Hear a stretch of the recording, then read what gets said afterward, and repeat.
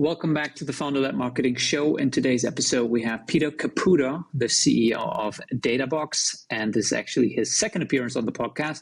And we go over the 7 marketing strategies companies need to implement in 2024.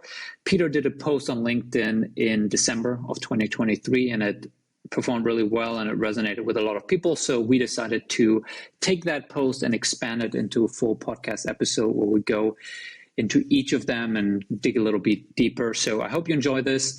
If you have any feedback, hit me up on LinkedIn. And now enjoy the episode with Peter Caputa.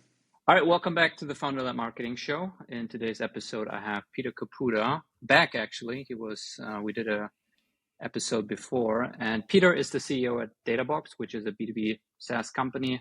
There are around 100 people, and Databox allows you to monitor, report, and benchmark your company's entire performance with one app. Marketing performance, you can connect Hubspot, many other things, your Google Analytics, and kind of see how you're doing. And today's episode, we are going to talk about a post that Peter did 2 weeks ago in December about 7 ways you need to tweak your marketing strategy in 2024. And it did pretty well. It resonated with people, got lots of engagement, lots of comments, and I really loved all of the 7 points, I would say. So we're going to do an episode just kind of running through the 7 points, spending a little time on each, recapping them, and maybe going deeper on some of them, because I think there's a lot of good stuff in here. Thanks for joining me, Peter. Yeah, it's good to be back, Finn. Am I your first, second, two-time guest? Oh, really? Oh, that's an honor. I'm asking you, am I? No. Oh, sorry, you're not. Justin Rowe has Okay. that honor, actually. But you're the second returner. So maybe that's even more magical. I'm fine being second to Justin. He's great. There you go. He's amazing. All right, let's go through them. So I'll just quickly mention them, and then we're going to go through them. So 7 ways you need to tweak your marketing strategy in 2024. Number 1, prioritize research. Number 2, get collaborative. Number 3, founder-led marketing. Number 4, social first, SEO second. Number 5, measure differently. Number 6, partner. And then number 7, stop pitching prematurely. So point number 1, prioritize research. Here you basically focus on talking about that you need to have data-backed ways to prove that the problem that you solve is a real problem for your audience, and that the solution that you provide is actually the right and best solution to provide it. And you give 2 ways to do this, either through surveys, or if you can't do surveys, maybe you have too small of an audience, you do qualitative research, meaning you hop on calls with prospects, with customers, and you ask them open-ended questions to find that out. I'm curious, first question, I guess, why is that the first point? Why do you feel like this and figuring out a way to data back up your problem and the solution, and why it's the right problem and the right solution, is the first thing you put on that list?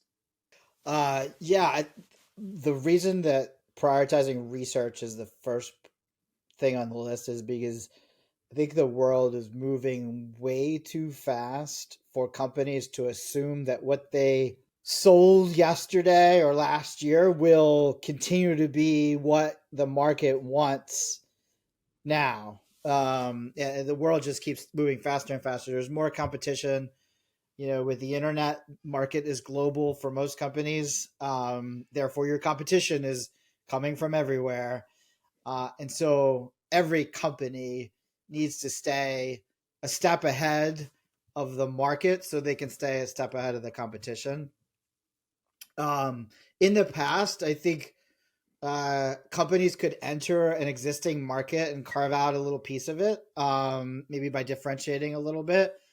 But my perspective on the market now is that isn't good enough, and that your organization needs to be constantly learning and identifying either new problems to solve for your market or customers and new opportunities to exploit for that, for your market or customers. And so the only way you're going to do that is if you're constantly doing research.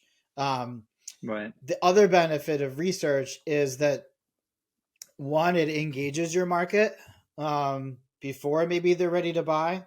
Also engages them if they don't know you. It gives you a way to proactively connect with prospects really in a non-salesy way, in a way where you're learning together. So that's another reason to do prioritized research. The other reason is that, and this is the last one, is that the output of that research, when publicly shared, usually can make a really compelling case for your product or service versus, say, competition. So Right. by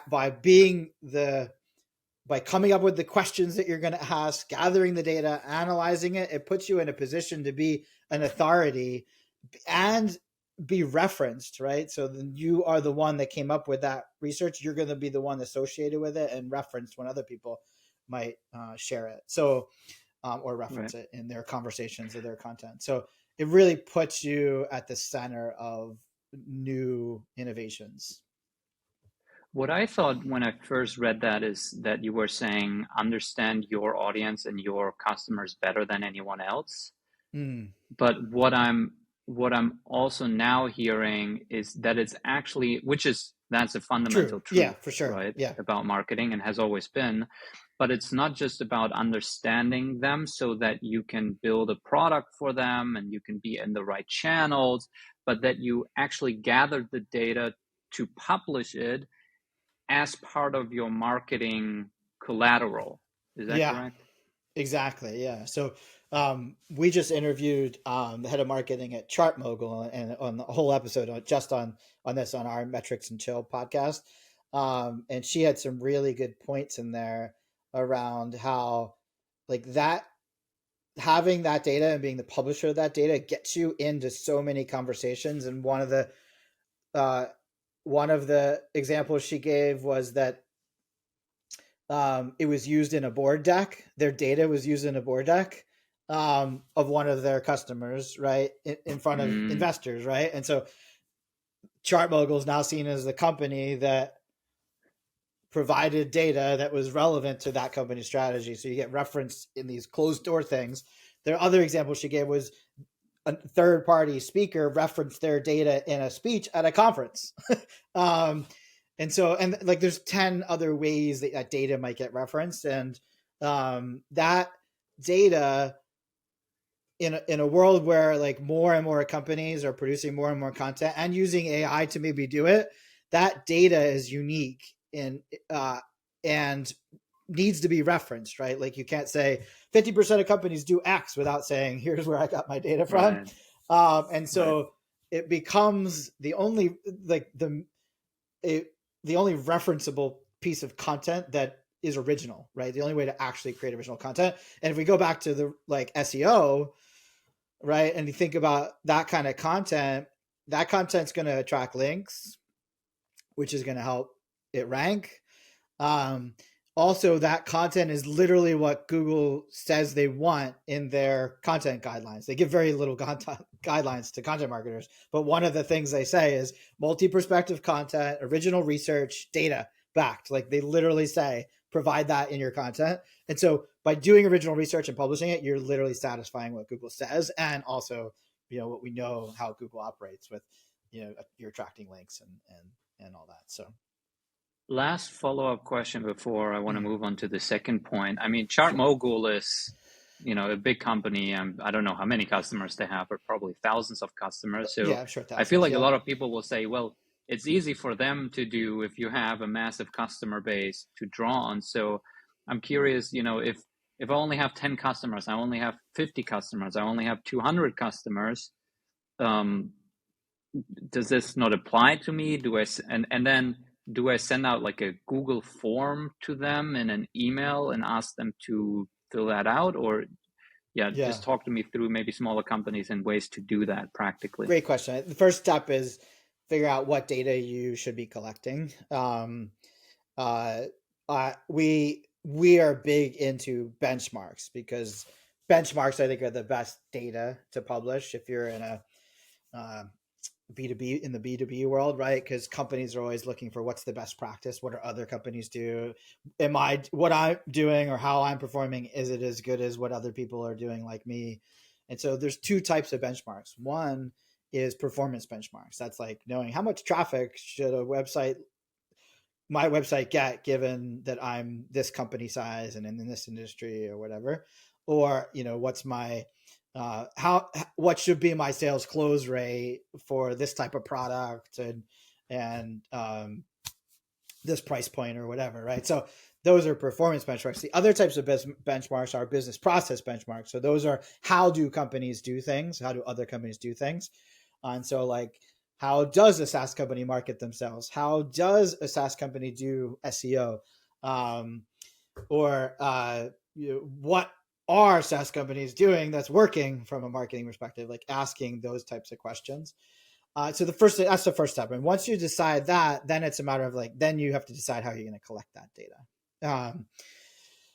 We have methods and a free product that we actually offer our partners, which you know about, which allows them to do both of those things. And we partner with organizations to do that. We have partnerships going on with about 50 companies, including other SaaS companies like Jasper AI and CallRail and ActiveCampaign, where we are running these surveys and benchmarks reports together so that we can both jointly publish this type of stuff. So, but the first step is like, what kind of data do you want to collect? Right. And that depends on, I think, what services or products you sell. In the case of the partnership we're doing with ActiveCampaign, they have a lot of partners who are fractional CMOs. And so we partnered with John Jantz from Duct Tape Marketing, the three of us, because John Jantz has a network of fractional CMOs that license his IP to deliver their services. And so the three of us combined are able to put together a survey and a benchmark for fractional CMOs so they can understand, how to be the best fractional CMO possible.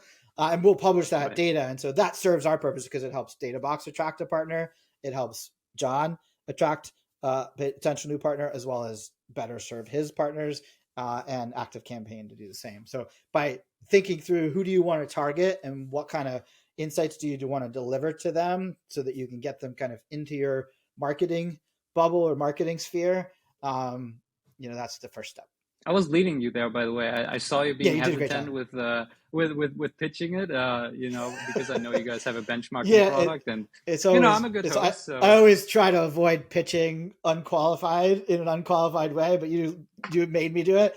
Also, if it's all free, it's like we do all this stuff for free, so it's not really. Yeah. I'm not really. There's no greed involved here. Our goal is simply to help companies, help ourselves, build our audience, but also help our partners do it in the same way. Yeah.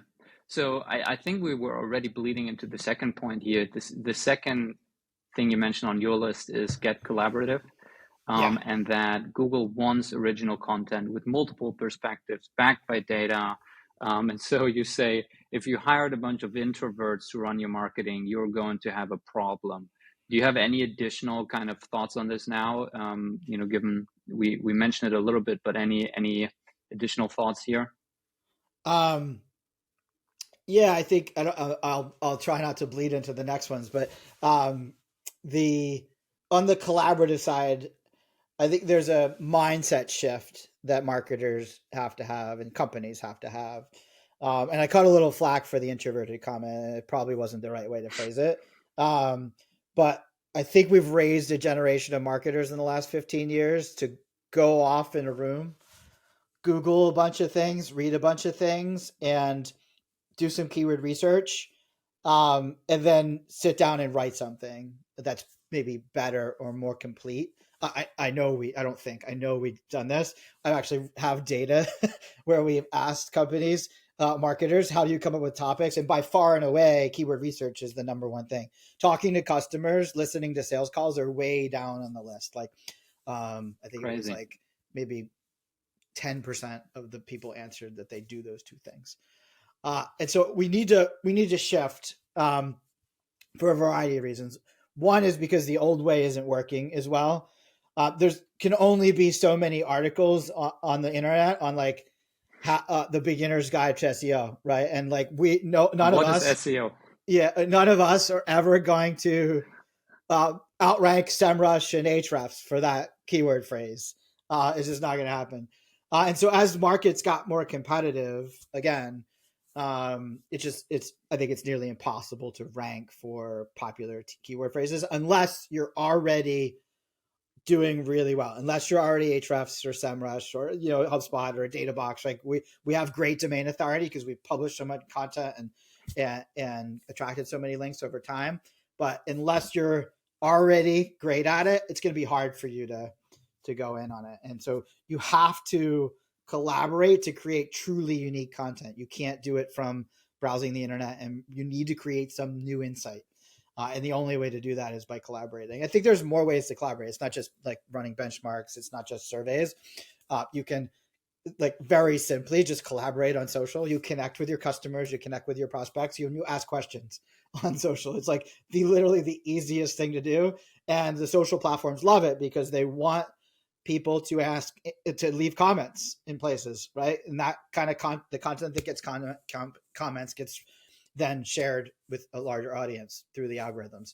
So that's one way. A podcast is another one, right? We're creating content together right now. Very meta, I guess. So there's lots of different ways to collaborate, but you got to get out there and share ideas with people, ask people questions, listen, and do research and create content collaboratively. I think one more point on this, why it's just not working anymore for, an SEO specialist to read the internet and read 5 articles and then create their own version of it. It's just ChatGPT. Like, you can absolutely now automate that thing. You can just feed 5 links into this and say, write me another version of this topic based on these 5 blog posts that I fed to you. And it already was commodity. Now it's even more commodity. We've gone from hiring somebody and paying them a few $100 to couple seconds, paying somebody $50 to sit there with ChatGPT and rewrite things. And exactly. All right, third way that you say companies need to tweak their marketing strategy in 2024 is founder-led. And obviously this is my favorite point here, given that this is the founder-led marketing show. So you say that you need at least one executive drive in your marketing: founder, owner, C-suite. People want to follow and engage with people online. The internet is finally social, and it's the primary way how people connect, learn, and interact. You're a prime example of this, obviously, being the CEO of Databox, and you're super active on social. You're posting almost daily on LinkedIn, sometimes multiple times a day. You're on podcasts. You have your own podcast. Maybe share a little bit of your journey of arriving here. I don't know how long it took you or when you started posting on LinkedIn, but when did that realization kick in that you were like, oh shit, like I, as the CEO of 100 people organization, should be out here on social media sharing my thoughts and ideas every single day? I've always created content. My son's 16 and I blogged his live birth, like not video then, but I have a time-stamped blog post written, and it was unfortunately for my wife, it was a long birth. And my whole family followed along, friends, like people I worked with. So I've always understood the power of publishing. Even before my son was born, I had a blog, obviously. And then for years I'd used Twitter. It felt, at HubSpot, I was running a few 100-person team. So like sitting down and writing longer form stuff, even LinkedIn's length didn't feel like I could do that. But Twitter did. And so I stuck with Twitter for a while. It was always a way for me to like test ideas, get feedback, etc. But it took me literally years on Twitter to get a following. It's just, it's harder there. And around the time that Elon bought Twitter, and there seemed to be a lot of drama around Twitter, and that same time, it seemed like there were quite a few people who were publishing more regularly on LinkedIn and having really good success with it. And so I said, screw it, I'm going to make time and do this. And I didn't start out thinking, oh, I'll post every day. I just started out saying, I'm going to start posting. And like literally writing that first post was intimidating, just because like I had to sit down and think about it. I had to edit it. It's unlike Twitter where you can just like have a thought, kind of maybe works with it like for 5 minutes and send it out. This generally requires, a half hour to an hour. And now I'm much faster at it than I was in the beginning. But like doing that first post was the hardest one. I have been around for a while. I have a pretty big network, personal networks. And so I wouldn't say I had overnight success with it, but I did get feedback quickly. And that feedback is what drove me to continue, to the point now where, I can spend 20 minutes writing up something. I posted something this morning that literally took me 5 minutes. It talks about something that the product team's working on. And it's 4 sentences, and it has like 30 responses on there, from customers, partners, prospects. And so now it doesn't take me as much time to publish something. But it is really valuable. It gets us feedback. It gets awareness built for what we're doing or what we just did as a company. It really truly creates a bit of a community when you combine publishing on LinkedIn as an executive with interaction with prospects and customers, because they start to follow along. In fact, somebody today responded, I know they've been following me for years. It's the first time they've ever written to me. And they said, hey, I'll give you the short versions, like paraphrase, but they said, hey, we finally did that thing you've been talking about for a year. I was afraid of doing it before. I didn't think it would work. I was scared of what was going to happen. But I finally did it. And so I know they've been following me because I know someone else that's working with them. I had exchanged a quick email with them. I got some resistance from them, and I said, like, all right, screw it. I'm not going to push you on this. Like, I didn't even say that. I just kind of let it go. But a year later, only because they're following me on LinkedIn, they finally tried it. And I get those kind of stories all the time where I can observe someone following along and like it finally clicks for them. We have another partner that's like following me along, and then he joined my mastermind group. I host a mastermind group most Fridays, but he wrote the other day, like, it took me 9 months, but I finally got on board, and with what Pete's been talking about around building a community around my marketing, and we're now partnered tightly with Databox, but it took me 9 months. And he literally wrote that. It took me 9 months to come around to it, but now they're all in. Like, it's a key piece of their 2024 strategy. So that consistent publishing creates that community, and it gradually gets people to do what you're suggesting or talking about. And then when they go for it, they're all in, right? They've overcome their resistance on their own. And you could do that. I could do that on a sales conversation, whatever, but like by doing it this way, I'm getting much more amplification of what we're doing. Right. It's one-to-one, many instead of one-to-one. Yeah. Right. I'm curious, what would you, given that the 2 stories that you just told, that this person was following you for a year and literally never engaged, and then a year later they're like, we're now doing the exact thing that you told us to do, and the second one was like 9 months later. Given that, yep, what do you tell founders or CEOs who are debating doing that? I mean, I talk with founders and CEOs all the time, right? Because we do this sort of stuff for people, and it's often about, well, how do we know it's working? How long does it take? I want to see results fast. Okay, right? Yeah. Like, how do you tell founders and CEO to think about this thing, given that it might take a while? Yeah, this isn't like another marketing channel. It's not just another marketing channel. It's not like something you try to do and evaluate like a month later. You're either committed to continuous innovation and the commercialization of that innovation or not. Like, if you, as a founder, figured something out 2 years ago and you just want to build a big business and you don't give a shit about ever figuring out anything else out or innovating on your product or your service, then don't do this shit. But if you're committed to building a business for the long term that's defensible, that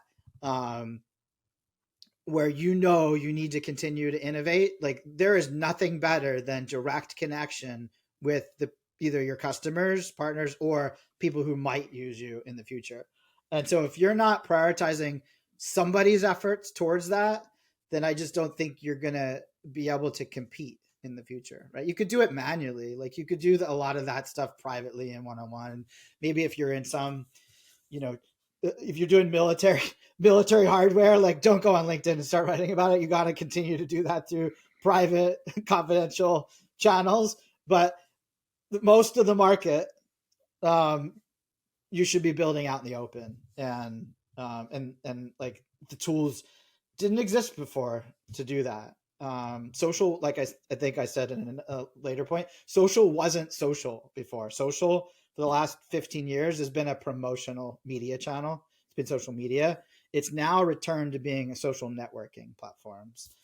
People actually connect, communicate, follow, listen to what you're saying, do what you're suggesting. Like it's now truly a always on 24/7 networking event. And so not utilizing it seems crazy to me as an executive. Right. I'm not saying it has to be the CEO. Like obviously my personality is built towards this. I am ambiverted in terms of I got a little bit of balance of extroversion and introversion. But I think you need somebody in a position of authority at your company to be a voice directly to your customers and listen and collaborate with them. And just to add on this, obviously the reason why it should be a founder, a CEO, or an executive at the company is because they have authority and they actually have a depth of expertise that will resonate with senior decision makers. And I feel like this has become even more important in, at least on LinkedIn, in this year and last year, because I remember I got started on LinkedIn in December 2018. I posted my first LinkedIn video in January 2019. That was shortly after Microsoft had bought LinkedIn, and shortly after they introduced native video on LinkedIn. So no one's was using it. It was completely unsaturated. I was a random guy who had just dropped out of college, and I posted my first LinkedIn video with literally 0 connections, and I got like 5,000 views. Oh, wow. Right. Okay. And there was no meat in the video. It was just little me like, hey, I'm in, I dropped out of college and this is my first video. And that has changed now because it's now becoming much more saturated. There's more and more people jumping on, sharing their thoughts. There's now ChatGPT allowing people to create content with much less friction. So now to get a level of engagement and reach, it's not enough to just post a random video and be like, oh, I just dropped out of college because no one's using it. You actually need to have real expertise, real insights, real thoughts that are non-obvious. And that's not going to be your junior social media hire that you just brought in and tell them, hey, write some LinkedIn content for us, right? So it's become even more important, in my opinion, that it's a real leader, expert, thought leader creating this type of content.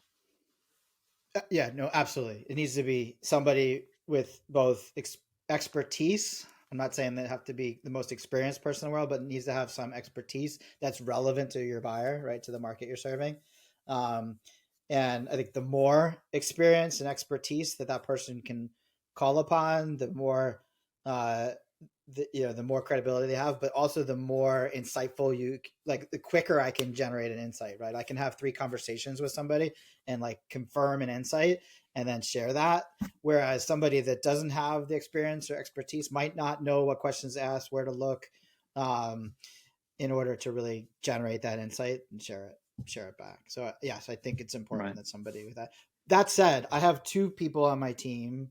One that's probably 5 years. I always get this wrong, but maybe 5 years out of school, and one that's maybe 10 years out of school. The one with 10 years out of school doesn't have a lot of relevant experience outside of Databox. So like he did way different things before this.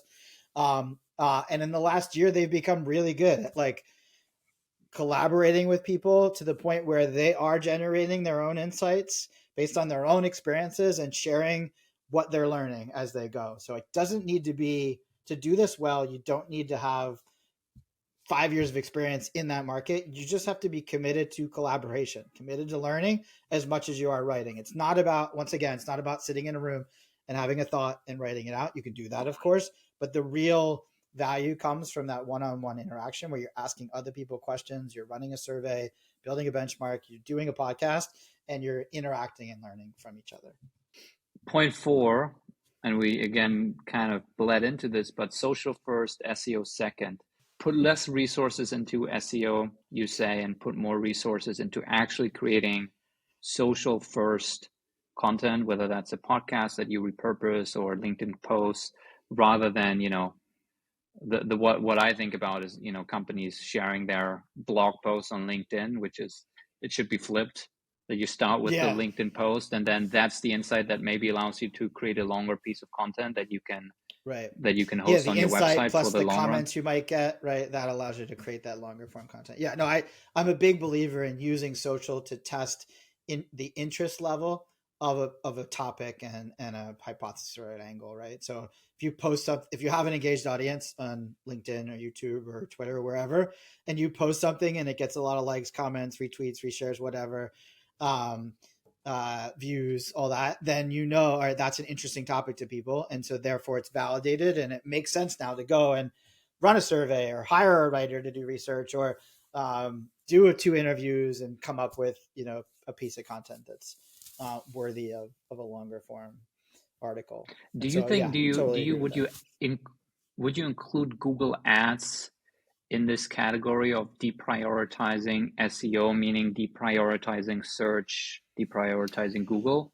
Yeah, I should have chosen my words a little more carefully in that post. I'd say the I don't like, I wouldn't give the blanket deprioritize search or paid to companies without more context of what's working for them. If it's working for them, by all means, keep doing it. Um, By the my way, just advice is, caveat, I don't want to yeah, put words into your mouth. You didn't actually yeah, say deprioritize. What you said is don't give up on SEO, but accept that it is going to get harder and the rich will get richer. exactly. I think that rich will get richer is the key, in that if you've been doing SEO and you've been around for a while, you have a high domain authority, you have people that link to your content and follow your content, like, keep doing SEO. Then we fall in that bucket at Databox. Like, we have a great domain authority. We have a great process for creating unique content. We will continue to do SEO. We capture high intent signups for our product through SEO, and that's actually the main driver of our business. And there's still areas for us to grow that. But let's just say you're a 10-person professional services firm, and your whole marketing budget is creating content for your website for SEO purposes. That's not the right thing to do. Most likely you haven't been doing it for a while. Most likely your domain authority is pretty low. Most likely you have 100,000 competitors out there. If you're a 10-person professional services firm, you're not going to be that unique. If you are unique, then doing some SEO makes sense. But if you're not unique and you're small, doing SEO is not the right first thing. The first thing is be where the people are, and they're not coming to your website yet, and they're not going to get to you because you're not in the first 10 results of Google. So instead, write content for social, right? Produce videos for social, write content for your sales team to use in their sales process. Like, there's content that you can create that has other purposes besides SEO, but don't sit there under the illusion that you're going to get a lot of traffic from Google. And the most important thing is to write content for other locations. So not just social, but also other places where your customers are hanging out. So we have partners that write for our blog because our blog will rank for the keyword term that they want to rank for, but theirs won't. Their website won't. And so find those places to guest author. Same thing with podcasts, right? Like, starting a podcast, everybody should do it, even just for the sake of the fact that they get to talk to one other person. But you should also go on other people's podcast as a guest, right? Like, and take advantage of reach that already exists elsewhere. So I think that's really the lesson, is like, find the place to put your content that will have the most impact. And unless you are already good at SEO, it's probably not going to be on your website. Right.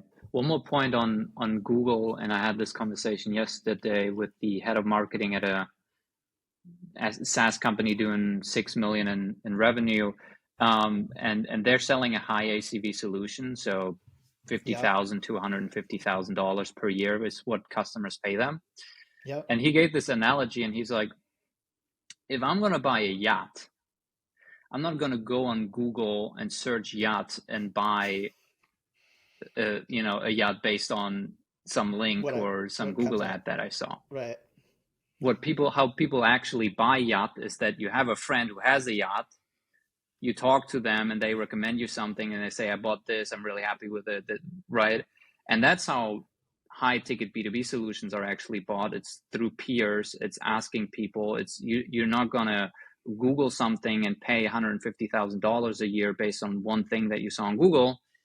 You're gonna see someone who you see as a thought leader or an expert sharing their expertise and recommending this thing. And this might be a third party, like a peer, someone you know, or it might be the actual founder and CEO of that company leveraging their thought leadership on LinkedIn. And if you follow them and you respect them, then it becomes a no-brainer to use their solution. So I think that's just another kind of dynamic happening there with Google Ads in general there. Point number 5. At the end of the day, like word of mouth is the reason most people hear about a product and buy it. And it's always been that way. No matter how good our advertising targeting is or how good our marketing is, word of mouth is what controls whether somebody hears about you and whether they really truly consider you. They're always going to be relying on independent third parties, whether it's a friend, a colleague, a competitor, or a review website, right? To evaluate who they should ultimately at least investigate buying from or evaluate and purchase from. So that's totally critical. And actually your website is not the place to influence other people. Social is, right? Because you can connect with your customers, connect with your prospects, connect with your partners. And when you're creating content on there and your partners and customers and prospects are engaging, their peers then see that content. And so social media is the accelerant. It's the vehicle in which you can actually control how fast word of mouth happens. And that's where we build a lot of our funnel. It's like a partner follows us for a while. They share us, they leave a comment, and then they sometimes even just tag people that they know that should read this piece of content that I or somebody else on the team published. And that's what generates that word of mouth, because implicit in that comment, implicit in that share is an endorsement of us and our trustworthiness and our products and services. So, right. If you want to accelerate word of mouth, number 5, do social. Yeah. Point number 5, measure differently. So given that, you talk about companies moving more to social, starting a podcast, how do people and companies need to change the way that they measure and attribute their marketing activities? Yeah, so most people are used to looking at website analytics. Like most companies in the world just use Google Analytics. There's another segment of companies that use a marketing automation tool, whether it's a HubSpot, ActiveCampaign, a Klaviyo, an Ecom, right? Like there's all these different tools out there. None of those tools give you a complete picture if you do the kind of marketing we're talking about. If you're doing publishing on LinkedIn, if you're doing YouTube videos, if you're doing a podcast, if you're guesting on podcasts, if you're publishing content, on any social platform, basically. And so what most companies that do a lot of that stuff do is they literally just ask their prospects or leads where they heard about them. So it's used back in the day before the internet. You're probably too young to ever have experienced this, but you would call a business. I don't know an era before the internet. Exactly. But you would call a business and and they say hello and what can I help you with? And then at some point during that conversation, they would say, how did you hear about us? And you'd say, oh, I just looked you up in the Yellow Pages, or, a friend of mine used you and was happy with your service. And so that's how I heard about you, or, whatever. I saw your sign as I was driving on this road.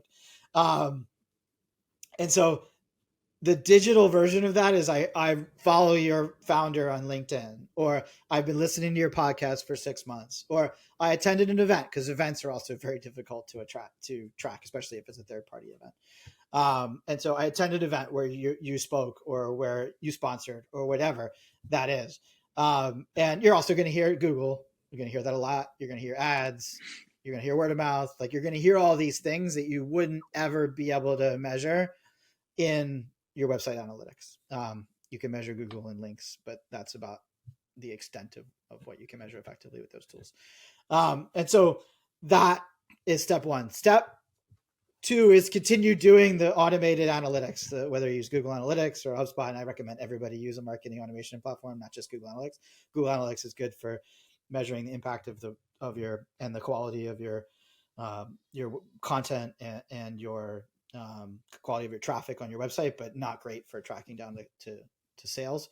So totally recommend Activate. So that's number 2. Number 3 is you got to measure the resonance of your content on all these platforms. So if you're publishing on LinkedIn, if you're publishing on YouTube, if you're publishing on Twitter, you're doing a podcast, pretty much the only thing you're really going to be able to measure is whether or not a piece of content actually resonated with people, whether that got views, whether it got comments, whether it got reactions, whether it got likes, followers. Like, you can measure all that, but you're not going to be able to tie that to a website visit. You're not going to be able to tie that to a sale directly. And so really, when you're publishing all these platforms, the only thing you should really worry about is my message resonating? And if it is, then I'm going to tweak and repeat that message over and over again on these platforms. And that's how you measure whether or not that's effective. And so the combination of those 3 things should give you a complete picture, right? You starting at the bottom, you start with tracking what resonates, then you track things automatically through your website analytics or your marketing automation platform and CRM. And then third, you ask people where they heard about you. And if you do all those things, you'll get a feel for what's working and what's not, so that you can kind of allocate either your money or time towards it. But you got to do all 3 of those things to make it work. And the reason, obviously, why you can't just look at your website analytics is because if someone's been following you for 9 months on LinkedIn and likes your content and has been engaging with it, they're not going to click on a post, click on a link underneath it, go to your website, sign up. What they're actually going to do is, at some point, something's happening and triggering. They're like, oh, wait a second, there's Peter, or there's Databox. And what they're going to do is enter Databox into Google, click on Databox, and then sign up, right? So on your website analytics, it shows direct traffic, Google, but it's not going to show what actually drove the decision to Google Databox and sign up. Yeah, when you overlay the data of what's automatically tracked from the data you collect by asking people how they heard about you, what you realize, because both of those can be measured at the contact level, what you realize is that Google gets credit for everything. Because the last step, as you're explaining, is go to Google and type Databox to get to the Databox website. And so it looks like, Google sent us this new lead that basically bought on day 2 after they signed up. And that's not reality. The reality is that they literally a year ago thought about it and said, no, that's not for me. I don't want to do that. And then over that time of them seeing you on LinkedIn or listening to your podcast or seeing you speak at the 3rd event, then they're like, finally, like, yeah, I do need a solution like that. Or maybe they did all that and then they had a meeting internally and the boss said, hey, I'd really like a tool that helps pull all our performance data together in one spot so we can set goals and benchmark ourselves. And they're like, oh, I know just the solution. I've been following this guy and listening to this about this company for a year. I didn't think it would be relevant to us, but if you're saying it is, I'm going to go check it out. I'll sign this up. Right. So that's how it happens. And Google gets that credit, unfortunately.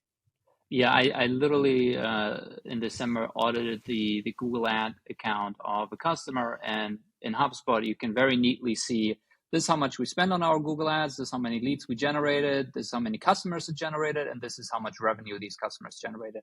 And this is the top kind of, and it looked great. The amount of revenue that it generated was like 3 or 4 times the money that they spent. Yep. And then you look at the actual people, and literally all of them, 100% of those people, the keyword that they put in was the name of the company. Right. And I was like, this is not your Google ads. Yeah. They were going to buy anyway. They were ready. Exactly. Yeah, no, we had launched an affiliate program a few years back. And then in the beginning of the year, we noticed a lot of people bidding on sending traffic from Google through our affiliate program. And we did some investigation. It wasn't too hard to figure out that they were just bidding on our branded terms. I'm like, you know what? Our sign up volume's way up. Maybe this is a factor. Maybe, because they're beating our competition who's also bidding on our keywords. So just let it happen for a while. And then they went all in. Like, they realized that they were going to let them get it. We didn't tell them that we could do it. Like, because we didn't enforce our policy. they're like, oh, fuck it, I'm going to go all in, because they were making a lot of money from it. And so our affiliate commissions are like, oh, this is fucking ridiculous. We're spending all this time building this brand awareness, and they're coming in and stealing 20% commission for basically, dollars. And so we changed it. We didn't change our terms. Our terms were already in, but we enforced our terms and enforced them. That makes sense. So point number 6, partner. You say partnering with other complementary companies is no longer optional. Why is that? I think it could be a multiplier for your marketing. Right. So most companies, when they think of marketing, it's like, what channel can we be in? Can we be in organic search? Can we be in paid search? Can we do retargeting with Facebook? Can we do awareness ads through LinkedIn? Right. They're thinking about the channels. And in each one of those scenarios, you're paying a certain amount of time or money to influence one person at a time. But when you go to another company that has, like, we're working with ActiveCampaign, I'm pretty sure they have hundreds of thousands of customers and thousands of partners.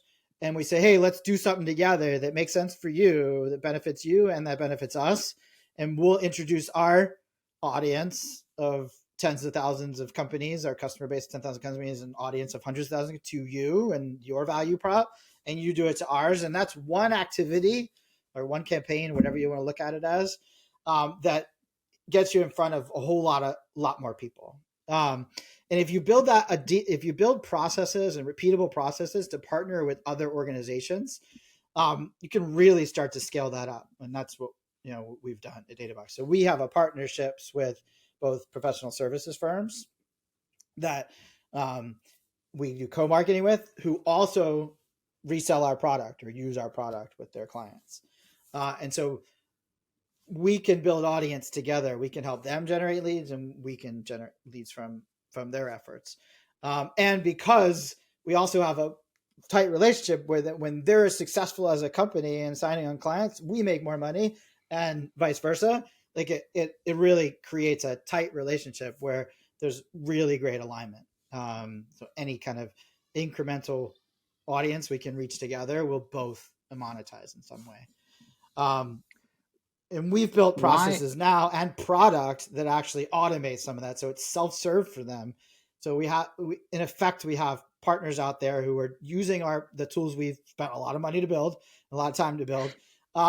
But they're using that without us even being involved to extend both of our reaches. And they're leveraging our audience as well at the same time, because the way we built those processes, the output of the process is content that's jointly produced that we promote to our audiences. So they're getting exposure to our audiences with relatively low effort on our part.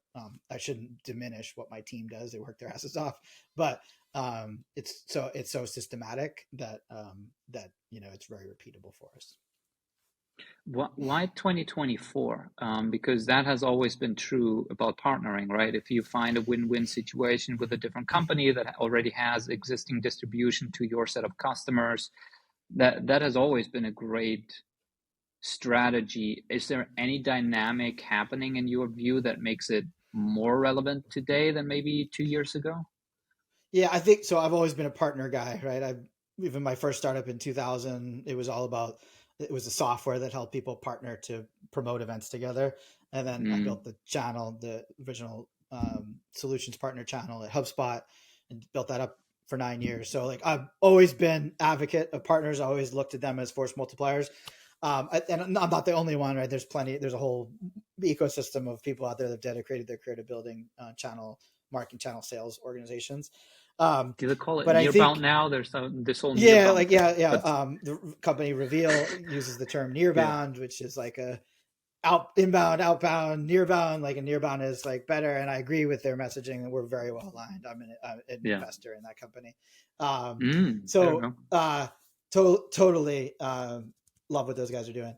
But I think to answer your question, at the macro level, the world definitely changed quite a bit. Like we look back and like at the beginning of 2023 and we're like, what can the world throw at us now? Right after COVID and all that. But like 2023 was freaking tough, I think, for most companies, especially in the SaaS world. Pretty much it seemed like everybody was sitting there saying, how can we reduce our software costs? not to mention, of course, reducing team sizes, which reduces software expenditures and all that stuff. So I think in the SaaS world, it became cool to be operating efficiently. And when you look at the things you can do to operate efficiently, from a marketing perspective, partnerships should be at the very top of the list. Maybe content marketing is right above that, and I don't think you can do partnerships these days without doing content marketing effectively. But partnerships should be at the very top of that list, because you can do it cost effectively, and if you get the partnerships right, it can have not just an initial ROI, but a long-term one. Interesting. All right, let's move on to the last point here. Point number 7: stop pitching prematurely. Marketing should take over prospecting, and my little daughter is joining the podcast here. I'm curious, expand on that. Stop pitching prematurely. Marketing should take over prospecting. Yeah. What do you mean by that? Marketing should take over prospecting. I don't know about you, but how many salespeople pitch you on a daily basis over email or on your phone or through LinkedIn? Less than you. I'm convinced of that. Okay. All right. Probably less than me, but it's still a number, right? There's still got to be a certain number that you're getting. For sure. Yeah. And so for me, it's probably 30 people a day, just like in my inbox, in my DMs. I literally just leave my voicemail full at this point, and just if they're not in my contact list, then it's not. I basically tell them in my voicemail message, text me, and so luckily very few spammers text. So anyways, it's like almost a full-time job to screen out all the people pitching me. And I'm not the only one, I know. And when you look at it from the perspective of why it's happening, is like technology has made it so easy to send lots of messages, to make lots of calls, to send lots of emails, even in a semi-personalized, targeted way, right? We call it account-based marketing, but it really is like interrupting us with unwelcome pitches for the most part. And so it's so ineffective. The percentages of it working are so slim. And it's not so much that the technology is a problem. It's not so much that the ABM tactics are a problem. I don't even have a problem with salespeople cold calling me.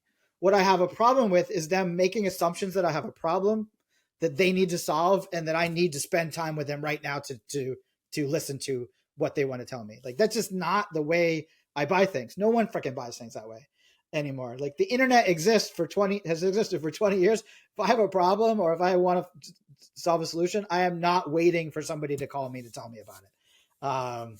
So the right way to engage your audience is not that way, but I'm not saying be passive. I think there's a whole group of inbound marketers out there that are saying, I'm just going to write content and wait for people to reach out to me. That's not cool either. You can't grow a business that way. You have to be, but you do need to pick who you want to target, and you need to engage those people in conversations that they want to have. And that doesn't start with listening to my pitch. It starts with, hey, I was doing some research and I have this insight. I'd love your opinion on it. Or, hey, I'm running a podcast and you seem really interesting and have a great story to tell. I'd love to have you on the show to tell you about that, so you can tell that story to my audience. Or, hey, I'm running a survey for people just like you, and just like you is X, Y, and Z criteria. Would you be interested in contributing to the survey? It'll take you 5 minutes in order to get access to the preliminary anonymous results. Or, hey, I'm running a survey and writing a report. I'd love for you to take the survey, but I really want you to actually contribute to the research report with a quote or two about this thing, because I can see that you have expertise and experience at that. And so we have to approach people in a way that will work by approaching them to learn from them, not to tell them how much they suck and how much they need to hire you and spend money with you so that you can solve their problems. It's just not going to continue. It's going to continue to get lower and lower, and conversion rates, response rates, and a diminishing return on that expense, unless salespeople stop and they're more patient and treat people with respect and mutual respect, as if the person that you're talking to, you're going to learn something from. as much as they're going to learn something from you. And so I don't think most salespeople ever switch to that mindset.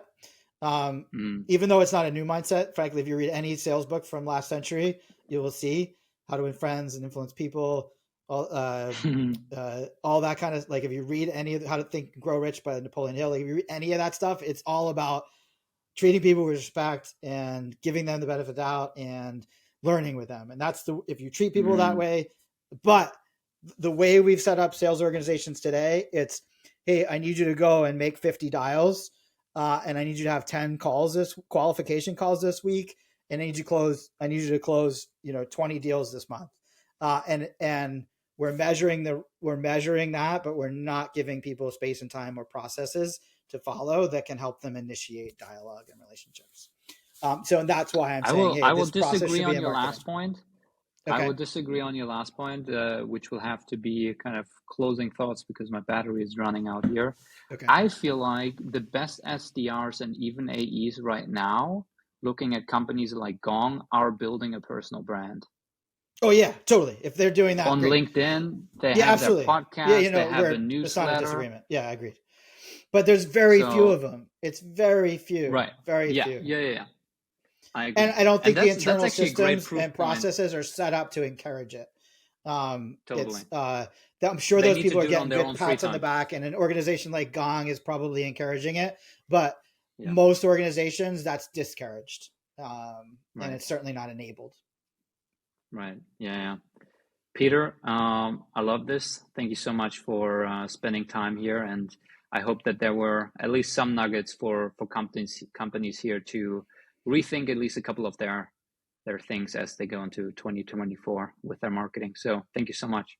Me too. I think the world will be a better place if we all slow down a little bit, do more research, collaborate a little bit more, give our prospects the mic once in a while, and so I hope we've inspired a few more organizations to do that. And I know you've been crushing it. I've been following you, Finn, and if they're looking for help with this stuff, I know that you're already very much in line and doing a lot of this stuff for some of your clients. So please keep going.